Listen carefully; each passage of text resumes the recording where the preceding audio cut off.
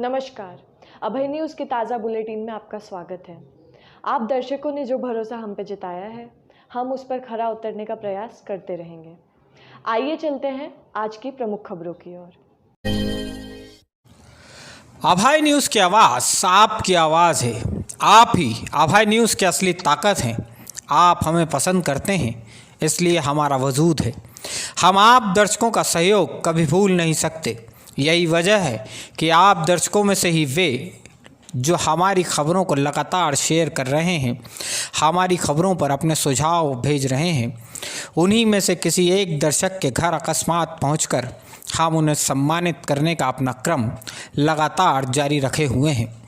रविवार दोपहर हमारी टीम नीलगंगा क्षेत्र में निवास करने वाले दर्शक रवि कुमायूं के घर पहुंची और उन्हें टॉप फैन का सम्मान प्रदान करते हुए सरप्राइज गिफ्ट प्रदान किया।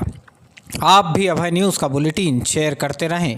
एक दिन हम आपके दरवाजे पर भी सरप्राइज गिफ्ट के साथ इसी तरह दस्तक देंगे। आप ही का शुभ नाम है? जी सर। अरे वाह। अभय न्यूज़ की तरफ से आपको ये गिफ्ट प्रदान किया जाता है। जी सर। आप हमारे अच्छे पाठक हैं, सुधी पाठक हैं और लगातार अभय न्यूज़ की खबरों को शेयर करते रहते हैं, लगातार अभय न्यूज़ की खबरें देखते रहते हैं, इसलिए आपका अभय न्यूज़ आभार व्यक्त करता है। हम आपके लिए ये सरप्राइज़ गिफ्ट लेकर के आए हैं। जी सर, मैं चाहूँगा जिन्होंने मुझे सरप्राइज गिफ्ट दिया है और उज्जैन शहर की जनता से मैं ये अपील करना चाहूँगा कि अभय न्यूज़ को ज़्यादा से ज़्यादा शेयर करें, उन्हें देखें, अभय न्यूज़ से जुड़ें। बहुत ही अच्छी न्यूज़ चैनल है उज्जैन शहर की न्यूज़। बिना किसी भी दबाव में आकर वो दिखाते हैं एकदम, और बहुत ही अच्छी न्यूज़ है। ज़्यादा से ज़्यादा शेयर करें और अपने विचार व्यक्त करें और अभय न्यूज़ को बहुत आगे तक लेके जाएं। ये दर्शक रवि कुमायूं जी, हमने नीलगंगा स्थित इनके निवास पर पहुंचकर इन्हें एक सरप्राइज गिफ्ट प्रदान किया है। आप दर्शकों से भी हम लोग ये अनुरोध करना चाहते हैं, यदि आप अभय न्यूज़ की खबरें देख रहे हैं तो उसे ज़्यादा से ज़्यादा शेयर कीजिए। हो सकता है एक दिन हम आपके दरवाजे पर भी ठीक इसी तरह दस्तक दें और आपके लिए भी लेकर पहुँचें एक सरप्राइज गिफ्ट। अभय न्यूज़ चैनल देखने के बाद हमें किसी भी तरह का कोई न्यूज़ चैनल देखने की या कोई भी अखबार देखने की ज़रूरत नहीं होती है। अभय न्यूज़ पे पूरी की पूरी जानकारी हमें मिल जाती है, इसलिए कोई भी न्यूज़ चैनल देखने के बाद में आवश्यकता नहीं होती है। और बहुत अच्छा न्यूज़ चैनल है, आप सभी देखें और ज़्यादा से ज़्यादा देखें, लाइक करें, कमेंट्स करें, शेयर करें। धन्यवाद। सीएम शिवराज सिंह चौहान के कोरोना पॉजिटिव पाए जाने के बाद उज्जैन सांसद अनिल फिरोजिया ने खुद को होम क्वारंटाइन कर लिया। सांसद के बाद अब कैबिनेट मंत्री और दक्षिण के विधायक डॉक्टर मोहन यादव ने भी रविवार सुबह अपना कोविड टेस्ट कराया है। रविवार दोपहर ही सीएमएचओ डॉक्टर महावीर खंडेलवाल ने इमरजेंसी बुलेटिन जारी कर यह साफ किया है कि उच्च शिक्षा मंत्री डॉक्टर मोहन यादव की कोरोना रिपोर्ट नेगेटिव आई है। डॉक्टर यादव इससे पहले भी एक बार कोविड-19 टेस्ट करा चुके हैं। कोरोना से जुड़ी एक और खबर यह है कि भैरवगढ़ जेल से पैरोल पर रिहा किए गए सभी कैदियों की पैरोल एक बार फिर से 60 दिन के लिए बढ़ा दी गई है। पहले इन कैदियों को 120 दिन की पैरोल दी गई थी, लेकिन अब इसे 180 दिन कर दिया गया है। कोरोना संक्रमण ने उज्जैन के प्रसिद्ध चारधाम मंदिर में भी प्रवेश कर लिया है। चारधाम आश्रम के एक 75 वर्षीय संत और एक अन्य व्यक्ति को कोरोना पॉजिटिव पाया गया है। शनिवार रात जिले में फिर से 23 नए कोरोना पॉजिटिव मरीज निकले हैं। इनमें से 20 उज्जैन शहर के, जबकि 3 बड़नगर, तराना और घटिया ब्लॉक के रहने वाले हैं। जिले में अब एक्टिव मरीजों की संख्या 202 पर पहुंच गई है। शनिवार को आपने साहिब खेड़ी के गुंडे ओम जाटव के दुर्गा कॉलोनी स्थित मकानों को जमींदोज होते हुए देखा। इससे पहले के सप्ताह में आपने विराटनगर कॉलोनी में रहने वाले इनामी बदमाश बिल्ला उर्फ इमरान का मकान टूटते हुए देखा। इन दोनों ही घटनाक्रमों को देखकर आपको शायद ये लग रहा होगा कि पुलिस और प्रशासन की इस तरह की कार्रवाई से गुंडों में खौफ पैदा हो रहा होगा। यदि आप ऐसा मान रहे हैं तो गलत मान रहे हैं। आइए आपको एक ऐसा दृश्य दिखाते हैं जिससे हमारे इस शहर में गुंडों के हौसले का सही परिचय मिल जाएगा। नीलगंगा थाना क्षेत्र के कुख्यात गुंडे मुकेश भदाले उर्फ चाय द्वारा बीच सिंधी कॉलोनी चौराहे पर किए गए अवैध कब्जे का यह दृश्य देखिए।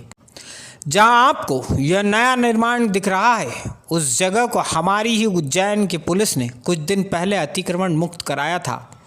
तय हुआ था कि खाली जगह पर दोबारा किसी का कब्जा न हो, इसलिए यहां पुलिस चौकी लगाई जाएगी। गुंडे का कब्जा तोड़ने की कार्रवाई हुई, लेकिन उसके बाद क्या हुआ? जिस जगह पुलिस चौकी स्थापित होनी थी, वहां फिर से उसी गुंडे ने दोबारा कब्जा कर पक्का निर्माण भी कर लिया है। इस एक उदाहरण से आप समझ सकते हैं कि मुकेश भदाले हो, इमरान उर्फ बिल्ला हो या ओम जाटवा हो या इन जैसे अन्य गुंडे, पुलिस इन्हें गिरफ्तार करेगी, इन्हें ज़मानत मिलेगी, ये फिर बाहर आएंगे और फिर से अवैध कब्जे कर, अवैध तरीके से धन उगाही कर फिर से इससे बड़े निर्माण कर लेंगे। दरअसल हमारे सिस्टम में ठोस कार्रवाई से ज़्यादा ध्यान थोथी वाहवाही लूटने पर दिया जा रहा है। शायद यही वजह है कि जो पुलिस दूसरे गुंडों के मकान ध्वस्त कराने की ताबड़तोड़ कार्रवाई कर रही है, उसी की पुलिस चौकी की प्रस्तावित ज़मीन पर फिर से गुंडे कब्जा कर रहे हैं। बहरहाल रविवार को पुलिस ने 10,000 रुपये के इनामी बदमाश इमरान उर्फ बिल्ला को गिरफ्तार कर लिया है। विराटनगर में इसी इमरान का अवैध मकान पुलिस ने तोड़वाया था। चिमनगंज क्षेत्र में उसका जुलूस भी निकाला गया। लग्जरी चौपहिया वाहनों को उनके मालिकों से किराया अनुबंध पर लेकर इन वाहनों को बेच देने वाले गिरोह का एक और कारनामा सामने आया है। इस गिरोह के सरगना डाबरी पीठा निवासी मुकेश मालवी के खिलाफ नानाखेड़ा थाने में एफआईआर दर्ज हुई है। मुकेश मालवी और उसके साथियों के खिलाफ कुछ वक्त पहले खाचरोद थाने में भी ठीक इसी तरह की एफआईआर दर्ज हो चुकी है। अभय न्यूज़ ने ही सबसे पहले ठगों के इस गिरोह का खुलासा किया था। मुकेश मालवी और उसके साथी चौपहिया वाहनों के मालिकों से संपर्क करते हैं और उन्हें लालच देते हैं कि वे उनकी गाड़ियों को बड़ी कंपनियों में अटैच करवा देंगे और हज़ारों रुपए महीने का किराया दिलवाएंगे। यह गिरोह बाकायदा गाड़ी मालिकों के साथ अनुबंध करता है और कुछ महीने तक उन्हें किराया की रकम भी देता है। इसके बाद उनकी गाड़ियों को परवारे ही बेच दिया जाता है। मुकेश मालवी ने इसी तरह की ठगी दुर्गा कॉलोनी में रहने वाले दिलीप पिता शंकरलाल राठौर के साथ भी की है। दिलीप राठौर की शिकायत पर नानाखेड़ा थाने में मुकेश मालवी और उसके साथियों के खिलाफ धोखाधड़ी का अपराध दर्ज किया गया है। नाग पंचमी के अवसर पर भगवान नागचंद्रेश्वर के मंदिर में प्रतिबंध के बावजूद दर्शन करने पहुंचे अनाधिकृत लोगों पर अब प्रशासन सख्त हो गया है। आपकी पहली पसंद बने अभय न्यूज़ ने ही अपने बुलेटिन में सबसे पहले महाकालेश्वर मंदिर में आम और ख़ास लोगों के बीच फ़र्क किए जाने और ख़ास लोगों को बैकडोर से मंदिर में एंट्री कराने के मामले को उठाया था। इस खबर का असर भी हुआ है। कलेक्टर आशीष सिंह ने इंदौर निवासी भाजपा नेता गोलू शुक्ला सहित अन्य उन सभी लोगों के खिलाफ एफआईआर दर्ज करने के निर्देश जारी किए हैं जिन्होंने पात्रता न होने के बावजूद भी अपने प्रभाव का इस्तेमाल कर नागचंद्रेश्वर मंदिर में पहुंचकर दर्शन किए थे। इससे मंदिर की व्यवस्थाओं की छवि भी खराब हुई, प्रशासन को भी नीचे देखना पड़ा था। कलेक्टर आशीष सिंह ने अनाधिकृत लोगों को मंदिर में प्रवेश कराने वाले प्रवेश गेट पर तैनात मंदिर के कर्मचारियों को तत्काल निलंबित करने और आउटसोर्स के कर्मचारियों को सेवा से बाहर करने के निर्देश जारी किए हैं। शनिवार को सार्वजनिक हुए वीडियो फुटेज के आधार पर पुलिस अब गोलू शुक्ला, दीपेंद्र सिंह सोलंकी और अन्य उन सभी अनाधिकृत प्रवेश करने वाले लोगों के खिलाफ धारा 188 के अंतर्गत मुकदमा दर्ज कर सकेगी। कलेक्टर आशीष सिंह द्वारा रविवार को जारी किए गए कार्रवाई के आदेश से यह बात बिल्कुल साफ है कि यदि आम आदमी की आवाज़ बनकर उनसे जुड़ा कोई मुद्दा पूरी शिद्दत और निर्भीकता के साथ उठाया जाए तो उसके परिणाम ज़रूर आते हैं। उज्जैन में मेडिकल कॉलेज की स्थापना के लिए सांसद अनिल फिरोजिया ने हाल ही में केंद्रीय स्वास्थ्य मंत्री डॉक्टर हर्षवर्धन को पत्र लिखा है। सांसद ने 2 दिन पहले इसी सिलसिले में सीएम शिवराज सिंह चौहान से भी मुलाकात की थी। मुख्यमंत्री शिवराज सिंह चौहान के शीघ्र स्वस्थ होने की कामना को लेकर महाकालेश्वर मंदिर में विशेष पूजन अर्चन किया गया। पूजन उपरांत सीएम को आरोग्य प्रदान करने की प्रार्थना भी की गई। बजरंग नगर में 2 दिन पहले कायथा के बदमाश अशोक मालवी की हत्या करने वाले अपराधी अभिषेक को पुलिस ने गिरफ्तार कर लिया है। अभिषेक ने अपनी मां के साथ अशोक मालवी द्वारा की गई ज्यादतियों का बदला लेने के लिए उसकी हत्या की थी। भगवान महाकालेश्वर के श्रावण मास की चौथी सवारी सोमवार शाम 4 बजे प्रशासन द्वारा तय परिवर्तित मार्ग से ही निकलेगी। हरसिद्धि चौराहा झालरिया मठ के रास्ते भगवान की पालकी रामघाट पहुंचेगी। माध्यमिक शिक्षा मंडल द्वारा आयोजित हायर सेकेंडरी परीक्षाओं के रिजल्ट सोमवार 27 जुलाई के दोपहर 3 बजे घोषित किए जाएंगे। विद्यार्थी ऑनलाइन इस रिजल्ट को देख सकेंगे। संत हृदय नवनीत समाना, कहा कभिन परिकहे न जाना। निज परिताप द्रवई नवनीता, पर दुख द्रवहि संत सुपनीता। लोगों का दुख देखकर जिसका हृदय द्रवित हो उठे, ऐसे संत परोपकार के मार्ग को ही ईश्वर की आराधना का मार्ग बना लेते हैं। हमारे उज्जैन का तो सौभाग्य रहा है, यहाँ हमें एक से एक दिव्य और परोपकारी भाव वाले संतों का सानिध्य रहा है।